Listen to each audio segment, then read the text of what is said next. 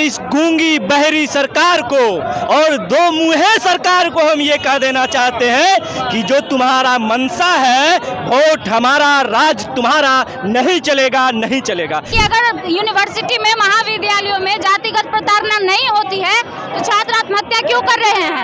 NCRB की data कहती है कि हर साल 118 डाटा रजिस्टर होता है कोर्ट में, जिसमें ये बताया जाता है कि छात्रों के साथ अन्याय हो रहा है। तो अगर जातिवादी रणनीति नहीं अपनाई जाती है नीति महाविद्यालयों में तो क्यों हो रहा है? देश के अंदर अगर यूजीसी गाइडलाइंस लागू नहीं होता है तो कान खोलकर ये सरकार सुन ले, ईंट से ईंट बजाने का काम करेंगे हम।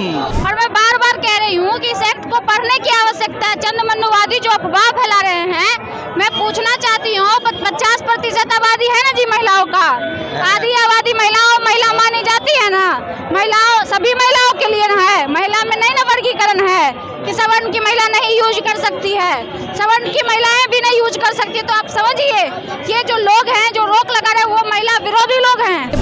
बाबू जगदेव प्रसाद ने कहा 100 में 90 शोषित है, 90 ने ललकारा है धन धरती और राजपाट में 90 भाग बड़ा है। तो 90 भाग अब जो है संगठित हो रहा है, जाग रहा है, इसलिए मनोवाद को छाती पर। आज के इस आंदोलन में यहाँ पर मौजूद तमाम आंदोलनकारी हैं। हम जानते हैं कि आज का यह आंदोलन क्यों महत्वपूर्ण है इन लोगों के लिए, आज का यह आंदोलन क्यों आप लोग किए हैं। देखिए, सबसे बड़ी बात है कि अभी कॉलेज, यूनिवर्सिटी, यहाँ तक कि स्कूल में छात्र छात्राओं को, यहाँ तक कि टीचर और प्रोफेसर को भी जो अपमानित होना पड़ता है और लोग डिस्टर्ब करते हैं। हम कहते हैं कि यह बिल लाने का रिकमेंडेशन कौन दिया? सबसे पहले सुप्रीम कोर्ट ने रिकमेंड किया कि नहीं, यह शोषण होता है, इसलिए यूजीसी बिल लाना चाहिए। तो जब सुप्रीम कोर्ट रिकमेंड करती है, फिर उसके बाद सुप्रीम कोर्ट ही स्टे लगाने के लिए कैसे सोच सकती है?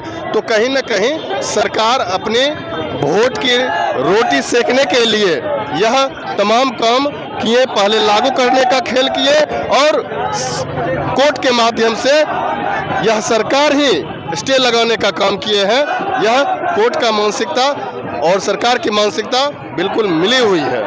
आप जैसे बोल रहे हैं कोर्ट के माध्यम से सरकार स्टे लगाने की कोशिश की गई है, तो आप कहीं ना कहीं सुप्रीम कोर्ट के ऊपर तो सवाल उठा रहे हैं ना? नहीं, सवाल नहीं उठा रहे, हम सुप्रीम कोर्ट को ही कोर्ट कर रहे हैं कि पहले उन्होंने ही आश्वासन दिया कि नहीं, ये यूनिवर्सिटी में, महाविद्यालय में शोषण होता है, दलित, पिछड़ा, अति पिछड़ा, SC, ST, OBC के स्टूडेंट के साथ, आदिवासियों के साथ शोषण होता है। और ये इसकी अनेकों घटनाएं हैं, रोहित वेमुला की घटना है, पायल तलवी की घटना है, अनेकों एग्जाम्पल है, जिसके कारण सुप्रीम कोर्ट ने ही रिकमेंड किया। तो जब वो रिकमेंड कर रहे हैं तो फिर स्टे कैसे लग रही है? आज आज़ादी के 75 साल बाद भी यूजीसी रेगुलेशन एक्ट क्यों महत्वपूर्ण है, क्यों जरूरी है? क्योंकि आज़ादी के 78 साल बाद भी रोहित वेमुला जैसा कांड हो रहा है, पायल तवरी आत्महत्या कर रही है, रतन हाल ही में 2 दिन पहले की घटना है, क्या नाम है जी, रतन नाम का जो दलित छात्र है वो आत्महत्या किया है। आप हमें बताइए कि अगर यूनिवर्सिटी में, महाविद्यालयों में जातिगत प्रताड़ना नहीं होती है तो छात्र आत्महत्या क्यों कर रहे हैं? एनसीआरबी की डाटा कहती है कि हर साल 118 डाटा रजिस्टर होता है कोर्ट में, जिसमें ये बताया जाता है कि छात्रों के साथ अन्याय हो रहा है। तो अगर जातिवादी रणनीति नहीं अपनाई जाती है नीति महाविद्यालयों में तो क्यों हो रहा है? और मैं बार बार कह रही हूँ कि इस एक्ट को पढ़ने की आवश्यकता है। चंद मनुवादी जो अफवाह फैला रहे हैं, मैं पूछना चाहती हूँ 50% आबादी है ना जी महिलाओं का, आधी आबादी महिला मानी जाती है ना, सभी महिलाओं के लिए है, महिला में नहीं ना वर्गीकरण है कि सवर्ण की महिला नहीं यूज कर सकती है, सवर्ण की महिलाएं भी नहीं यूज कर सकती। तो आप समझिए ये जो लोग हैं जो रोक लगा रहे वो महिला विरोधी लोग हैं, वो नहीं चाहते हैं महाविद्यालयों में समानता है, इसलिए इस एक्ट का विरोध कर रहे हैं। और सुप्रीम कोर्ट को हम चेतावनी देना चाहते हैं कि ये एक्ट लागू करना पड़ेगा। आज के समय में जिस तरीके से आप आंदोलन कर रहे हैं, लगातार चारों तरफ से बैरिकेडिंग, पुलिस यहाँ पे आप लोगों को घेर के रखी हुई है, क्या समझते हैं? पुलिस डर चुकी है, सरकार डर चुकी है। अगर लोग जो बोल रहे हैं कि बिल लाया मोदी जी के द्वारा लाया गया, मोदी जी के द्वारा नहीं लगाया है, ये प्रकोप है हमारे कर्पूरी ठाकुर जी का, ये लालू जी का, ये देन है कि इन्होंने अपने ताकत से हमारे उतने लोग आरक्षण में बैठे हुए हैं कि इन्होंने आवाज़ उठाया संसद में, हमारे लोग को दबाकर इन लोगों ने फिर से जो स्टे लगाने का काम किया, ये स्टे कल के सुनवाई है, कल सुनाना हमारे पक्ष में सुनवाई करना होगा। अगर नहीं होगा तो मनुवाद सोच वाले लोग, ब्राह्मणवाद सोच वाले लोग, मनुस्मृति से देश नहीं चलेगा। अगर इस देश में इतना ही अगर सबको लेकर चलने की बात करते हैं तो बताइए कि इस देश में इतिहास के किताब में जिन्होंने 1857 में पहली बार अंग्रेजों के खिलाफ अगर आवाज जब बिगुल फूका गया खदेड़ने की, तो ब्राह्मण ही क्यों? तो फिर हम लोगों के कहाँ थी? अगर हम लोग लड़ रहे थे तो हमारी इतिहास कहाँ है? दिखाइए। ऐसा देश में चलने वाला नहीं है। हमारी देश हमारे 90% लोग चलाएंगे, ये मनोवादी सोच लोग नहीं चलाएंगे। आप जिस तरीके से रोहित एक्ट की बात कर रहे हैं, आपको लगता है कि ये भाजपा सरकार या फिर राज्य सरकार या केंद्र सरकार इसको लागू करने देगी? देखिए, ये चाल जो है भाजपा सरकार, बंगाल में जो 5 राज्य में चुनाव है, इसके लिए ये यूजीसी बिल को पहले लागू करवाया और फिर चंद मुट्ठी भर जो मनुवाद हैं, जिसको हम ब्राह्मणवाद कहते हैं, जैसे कि आप कह रहे हैं 50% महिलाओं के लिए भी आरक्षण दिया गया है और इस एक्ट में महिलाओं की भी सम्मान की बात है, चाहे वह किसी कास्ट का हो। शुरू से ही ब्राह्मणवाद जो है महिलाओं के घोर विरोधी रहा है। आप जानते हैं जो महिलाओं की पढ़ने की अधिकार नहीं था, सावित्रीबाई फुले ने पढ़ने के लिए विद्यालय खोला, उसमें सभी महिला ने पढ़ने का काम किया और आज जो हम शांति मार्च करके आए यहाँ तक, लेकिन यहाँ अगर ये चीज रहता 65% आरक्षण जाति जनगणना में नीतीश कुमार ने किया था महागठबंधन की सरकार में, अगर वो चाहता सरकार वास्तविक में आरक्षण देना चाहता था 65%, तो ये नीतीश कुमार हमको बैरिकेड लगा करके घेरने का काम नहीं करता, हमारे साथी को गिरफ्तार करने का काम नहीं करता। ये जानबूझ करके मनोवादी और सामंतवादी के गोद में बैठ करके नीतीश कुमार अब तो बेचारे दिल्ली चल दिए। डीएम कहीं चपरासी का नौकरी का इच्छा होता है, जानबूझ करके उसको बीजेपी ने हाईजैक किया और जानबूझकर जो 65% हम लोग मनोवादी के खिलाफ आवाज उठा रहे थे, जब बाबू जगदेव प्रसाद ने कहा 100 में 90 शोषित है, 90 ने ललकारा है धन धरती और राजपाट में, 90 भाग बड़ा है, तो 90 भाग अब जो है संगठित हो रहा है, जाग रहा है। इसलिए मनोवाद को छाती पर जो सांप लौटने का काम कर रहा है और ये जितने प्रशासन है सभी मनोवादी आरएसएस के विचारधारा पर चलने का काम करता है और सुप्रीम कोर्ट को चेतावनी देते हैं, अगर फैसला इस लागू को नहीं करता है तो सुप्रीम कोर्ट में भी ताला मारने का काम बहुजन समाज करेगा। आज यहाँ पे देख रहे हैं कि आयशा के छात्र नेता यहाँ पे मौजूद हैं। आप इस आंदोलन के तरफ से क्या कहना चाहते हैं? देखिए, समता समानता की लड़ाई को तेज करने के लिए आज राजधानी